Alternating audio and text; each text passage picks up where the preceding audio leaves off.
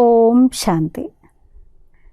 సంవత్సరంలో ఈ సమయము చాలా విశేషమైనటువంటి సమయంలో మనం అందరము ఉన్నాము. అదే సంవత్సరం యొక్క అతి ముఖ్యమైనటువంటి మాసము, పండుగలకన్నిటికీ పుట్టినిల్లైనటువంటి శ్రావణ మాసము. మొట్టమొదట మీ అందరికీ కూడా శ్రావణ మాసం యొక్క శుభాకాంక్షలు. మనమందరము శ్రావణ మాసం యొక్క శుభ గడియల్లో ఉన్నాము. మొట్టమొదట శ్రావణ మాసం అనేటువంటి పేరు శ్రవణ నక్షత్రం నుంచి వచ్చింది.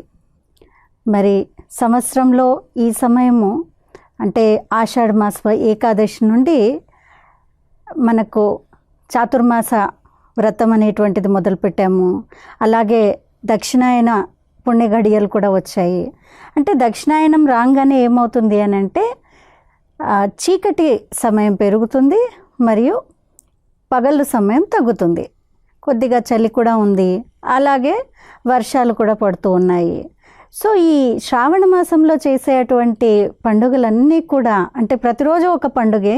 మరి అన్ని పండుగల్లో కూడా ఏదైతే ఒక ఆచారాలు అనేటువంటివి వ్యవహారం అనేటువంటిది ఉందో అవన్నీ కూడా మనల్ని ఈ చలి నుండి రక్షించడానికి, మన యొక్క శారీరక మార్పులు తీసుకొని రావడానికి అలా తయారు చేయడం జరిగింది.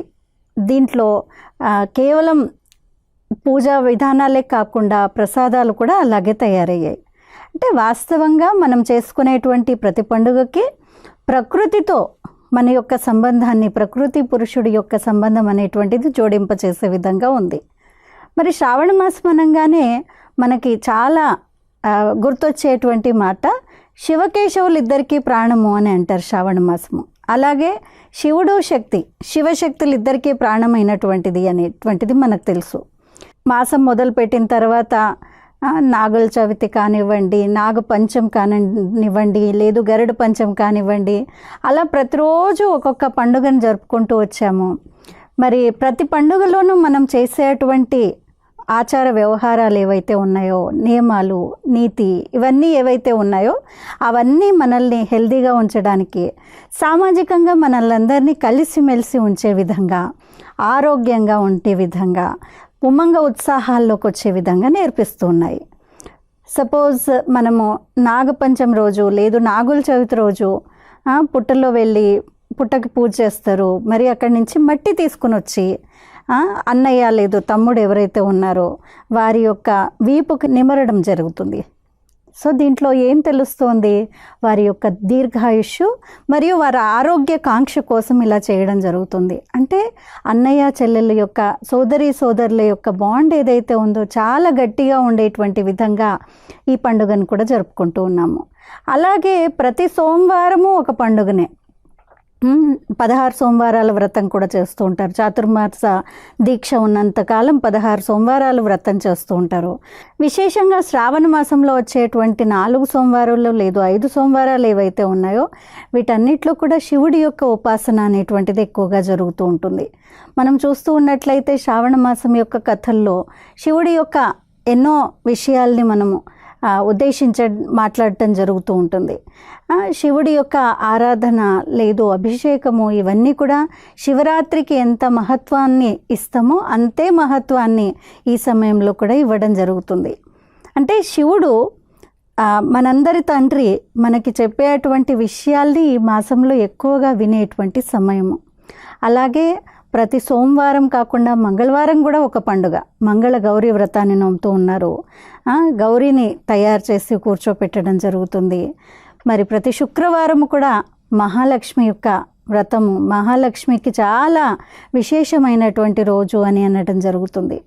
మరి రెండవ శుక్రవారం తీసుకున్నట్లయితే వరలక్ష్మి వ్రతాన్ని మనం జరుపుకుంటూ ఉన్నాము. అలాగే ఆగస్టు మాసంలో చూసినట్లయితే ఆగస్ట్ 15 జాతీయ పండుగ, మన జెండా పండుగ అనండి, స్వతంత్ర దినోత్సవాన్ని జరుపుకుంటూ ఉన్నాము. ఆత్మ యొక్క స్వతంత్రత ఎలా తీసుకుని రావాలి, ఈ దేహము, బంధనాలు, వ్యక్తి, వస్తు, వైభవాలు లేదు ఏవైతే ఆత్మని కట్టిపడేసాయో వీటన్నిటి నుంచి ఎలా స్వతంత్రాన్ని తీసుకుని రావాలి అనేటువంటి ఎపిసోడ్ కూడా మనం వింటాము. అలాగే ముఖ్యంగా పండుగలు జరుపుకుంటూ ఉన్నప్పుడు రక్షాబంధన, రాఖీ పౌర్ణిమ లేదు జంజాల పౌర్ణిమ అని కూడా జరుపుకోవడం జరుగుతుంది. ఇది కూడా ముఖ్యంగా అన్నయ్య చెల్లెలు లేదు తమ్ముడు అక్క యొక్క బాంధవ్యాన్ని పెంచే విధంగా ఈ ఉత్సవాన్ని మనం జరుపుకుంటూ ఉంటాము. మరి దీని గురించి కూడా ఒక స్పెషల్ ఎపిసోడ్ రిలీజ్ అవుతుంది. అప్పుడు మీరు తప్పకుండా రాఖీ పౌర్ణిమ యొక్క మహత్వాన్ని కూడా తెలుసుకోగలరు. మరి అలాగే చూసినట్లయితే మనందరికీ చాలా ప్రియమైనటువంటి పండుగ శ్రీకృష్ణ జన్మాష్టమిని కూడా ఇదే సమయంలో శ్రావణ మాసంలోనే జరుపుకోవడం జరుగుతుంది. అలా ప్రతిరోజు ఒక్కొక్క పండుగ దీని యొక్క రహస్యాలని మనం వింటూ వచ్చాము. ఒక్కొక్క ఎపిసోడ్లో మనం వింటూ ఉంటాము.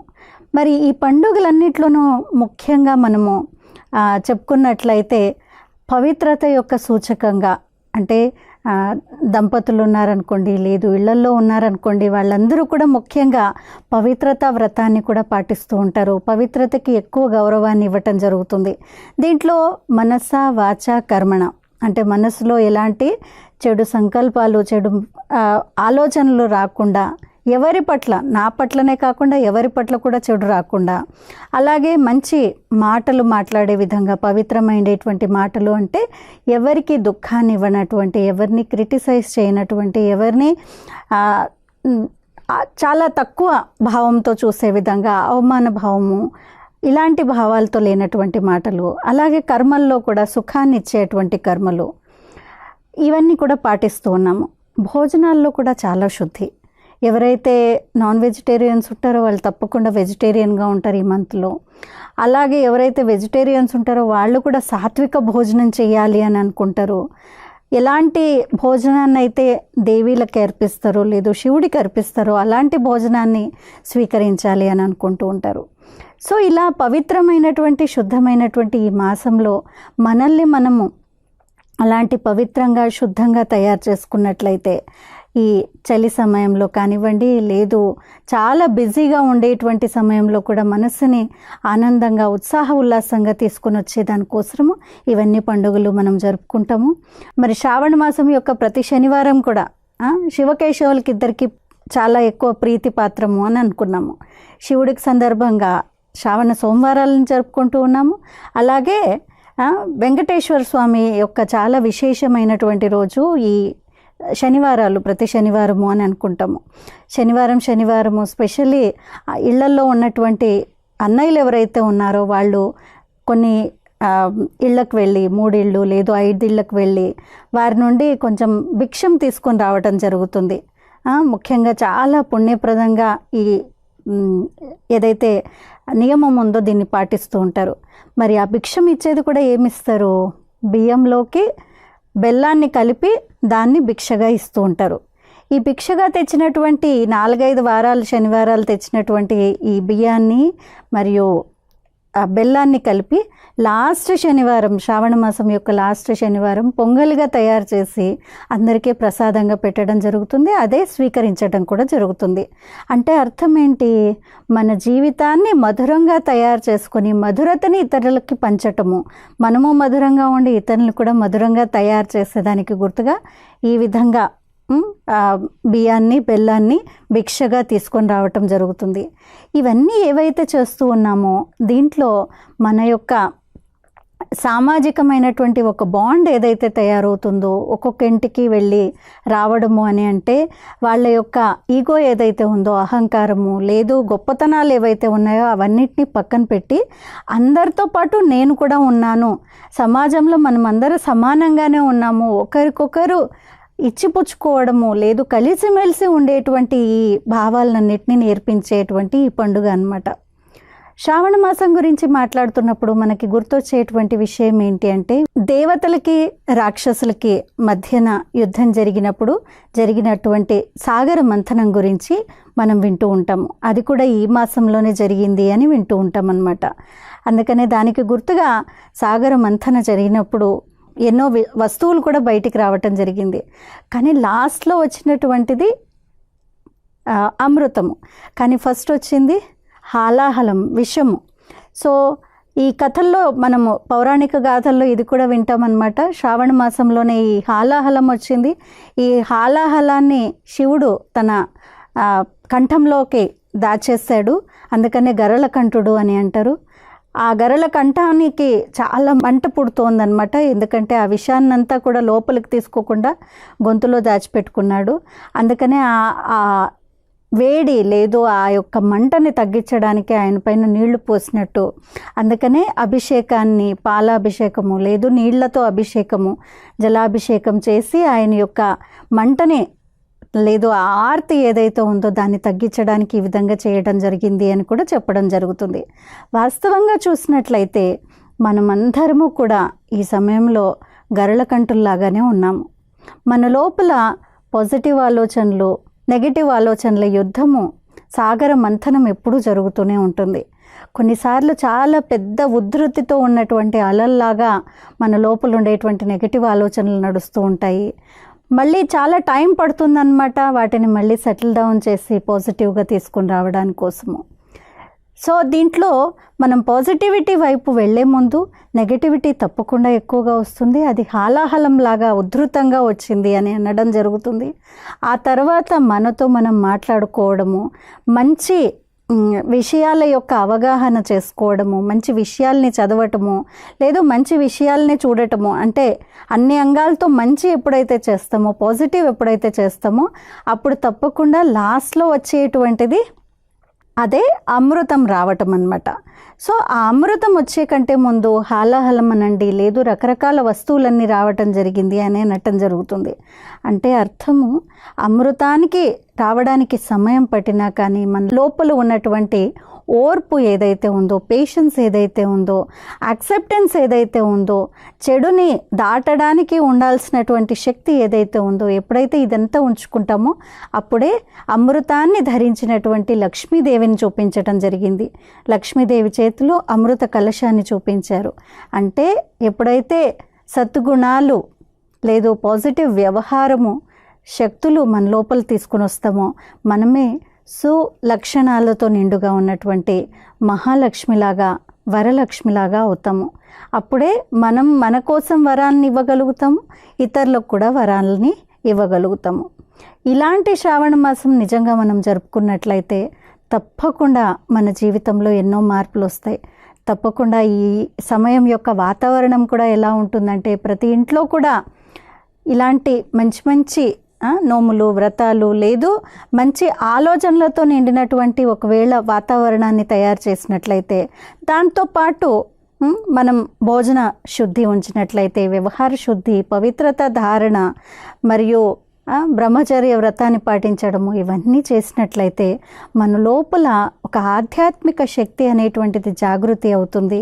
ఈ ఆధ్యాత్మిక శక్తి పరమాత్ముడి యొక్క ప్రేమని పొందటానికి, పరమాత్ముడికి సామీప్యంగా ఉండటానికి ఎంతో మనకి ఈజీగా ఒక మార్గాన్ని చూపించటం జరుగుతుంది.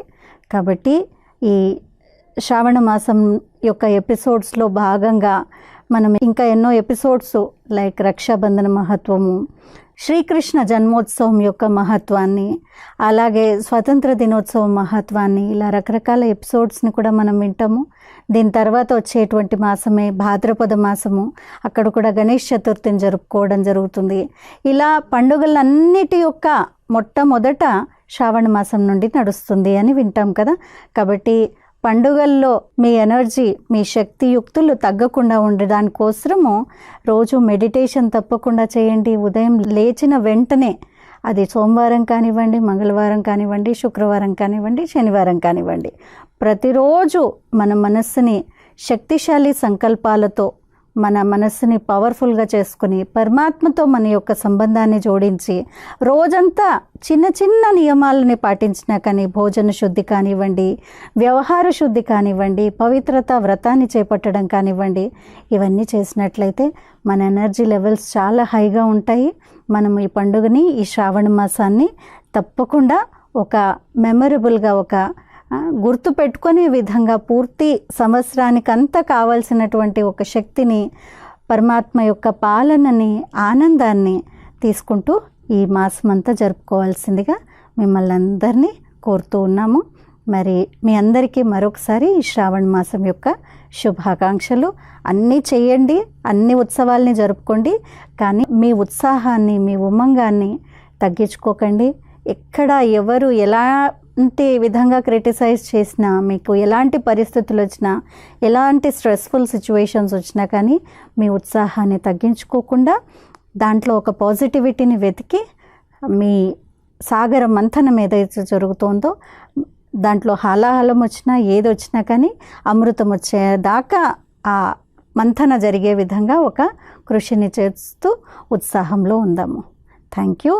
ఓం శాంతి.